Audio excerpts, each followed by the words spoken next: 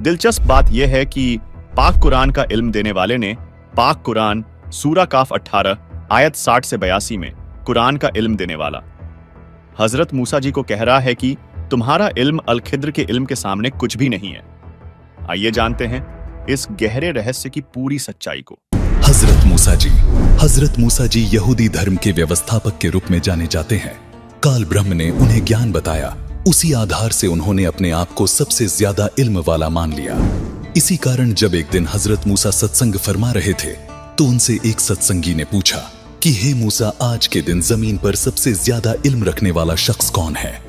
हजरत मूसा ने बड़े गर्व से उत्तर दिया, मैं। काल ब्रह्म को मूसा का ये अंदाज बिल्कुल पसंद ना आया और कहा कि मूसा, तेरी यह बात सुनकर मुझे बहुत दुख हुआ। तूने अपने आप को सबसे बड़ा इल्मी कैसे मान लिया? घुटनों के बल बैठे मूसा ने कहा कि मैं आपका भेजा हुआ रसूल हूँ और मुझे सारा इल्म आपसे हासिल है, इसलिए मैंने ये कह दिया कि आज जमीन पर मुझसे ज्यादा इल्म किसी के पास नहीं है। काल ब्रह्म ने कहा कि मूसा, जमीन पर तुझसे ज्यादा इल्म रखने वाला शख्स मौजूद है और तेरा इल्म उसके इल्म के सामने कुछ भी नहीं है। मूसा ने कहा कि हे अल्लाह, मैं उस शख्स से मिलना चाहता हूं ताकि मैं वो इल्म हासिल कर सकूं जो मेरे पास नहीं है। वो शख्स कहां रहता है और कैसे मिलेगा, ये बताने की मेहरबानी कीजिए। काल ब्रह्म ने मूसा जी को अल खिज्र के पास भेज दिया। उसके बाद मूसा अल खिज्र के पास पहुंचे। वह अपना परिचय दिया। कहा, मुझे अल्लाह ने आपसे इल्म सीखने के लिए भेजा है। आप मुझे वो नेक इल्म सिखा दें जो आपके पास है। अल खिज्र ने कहा कि अच्छा, अगर आप मेरे साथ चलना ही चाहते हो तो ध्यान रहे, आप किसी भी चीज के बारे में मुझसे सवाल ना कीजिएगा जब तक मैं खुद उसके बारे में ना बताऊं। लेकिन हजरत मूसा अल खिज्र जी की शर्तों पर खरे नहीं उतर पाए, जिस कारण उन्हें अल खिज्र जी से बिना इल्म प्राप्त किए ही वापस लौटना पड़ा। हजरत मूसा को मिलने वाले अल खिज्र कोई और नहीं बल्कि स्वयं कबीर परमात्मा ही थे। नाजरीन, पाक कुरान और अन्य तीनों पाक किताबें जबूर, तौरेत और इंजिल में वो इल्म नहीं है जो अल खिज्र यानी अल कबीर जी के ज्ञान के सामने कुछ भी नहीं है। इसी वजह से कुरान में सूरत फुरकानी 25 आयत 59 में बताया गया है कि इस गहरे ज्ञान को जानने के लिए आपको किसी बाखबर यानी तत्वदर्शी संत से पूछो। यह भी स्पष्ट होता है कि चारों पाक किताबें, पाक कुरान और पाक बाइबल जिसमें तौरेत, जबूर और इंजिल तीनों को इकट्ठा करके बाइबल ग्रंथ का नाम दिया गया है, का इल्म भी अल कबीर जी के इल्म के सामने अधूरा है। इस रहस्य को समझने के लिए कुरान का इल्म देने वाला सूरत फुरकानी 25 आयत 59 में कह रहा है कि संपूर्ण इल्म के लिए बाखबर संत के पास जाओ। यानी पाक कुरान और पाक बाइबल में उस अल्लाह का इल्म नहीं है जिसने 7 दिन में सृष्टि की रचना की, यानी सारी कायनात को बनाया और ऊपर आसमान में अपने तख्त यानी सिंहासन पर जा बैठा।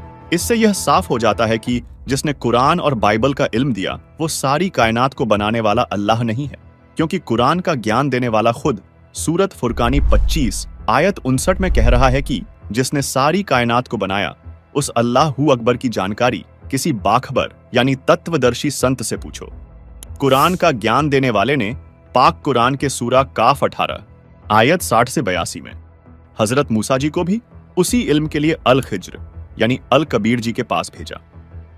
नाजरीन, अगर कुरान का ज्ञान देने वाले को पूरा इल्म होता तो वो हजरत मोहम्मद जी या हजरत मूसा जी को कह देता कि उस पाक किताब की फलां आयत में सब कुछ लिखा है, वहीं पढ़ लो।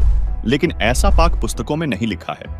चारों पाक किताबों में सिर्फ इतना ही कहा गया है कि संपूर्ण आध्यात्मिक ज्ञान यानी इल्म किसी बाखबर से पूछो।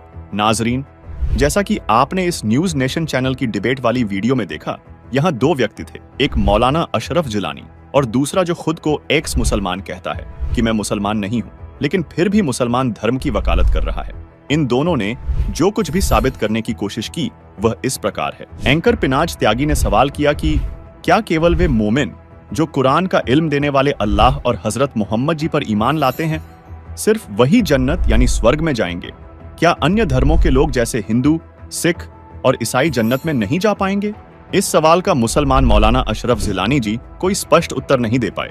उनका भी इशारा यही था कि केवल मुसलमान ही जन्नत में जा सकते हैं। वहीं डिबेट में अपने आप को एक्स मुसलमान कहने वाले समीर ने भी इसी बात को तर्कों के साथ मजबूत किया कि कुरान का इल्म देने वाला अल्लाह ही सबसे बड़ा अल्लाह है और उसके बराबर कोई नहीं। इसलिए एक ही कलमा कहा गया है, ला इलाहा इल्लल्लाह। यानी इस अल्लाह के सिवा कोई खुदा, ईश्वर या भगवान नहीं है जो कुरान का ज्ञान दे रहा है। ईमान की मुकम्मल इंटरप्रिटेशन ये है कि जो अल्लाह पर ईमान रखे, अल्लाह को सिर्फ एक खुदा जाने और उसके रसूल मोहम्मद रसूलुल्लाह पर भी ईमान लाए। जो रसूलुल्लाह पर ईमान नहीं लाता, सिर्फ अल्लाह पर ईमान लाता है, वो मोमिन हो नहीं सकता। तो आपको सिर्फ एक ईश्वर की जलेबी दे करके ये यहाँ पर आपको बता सकते हैं कि इस्लाम तो जो है एक ईश्वर है, उसमें मानता है, आप मानोगे तो आप जन्नत जाओगे, लेकिन ये रसूलुल्लाह को किससे रिप्लेस करेंगे? अब ये कहेंगे श्री राम, कलमा पढ़ना जरूरी है, वो सूत्र पढ़ना जरूरी है। भी मैसेंजर है। नहीं, एक सेकंड समीर, मेरे को एक कंफ्यूजन जो दर्शकों को भी हो सकता है, मुझे भी हुआ है। इन्होंने कहा कि ये कलमा पढ़ लेंगे तो चाहे वो हिंदू हो, सिख हो, कोई भी धर्म का हो, वो ये कलमा पढ़ लेगा। इन्होंने पढ़ के सुनाया, मेरे को वो आता नहीं है तो मैं तो नहीं पढ़ के सुना सकती, आपने तो सुना होगा, आपको आता भी होगा।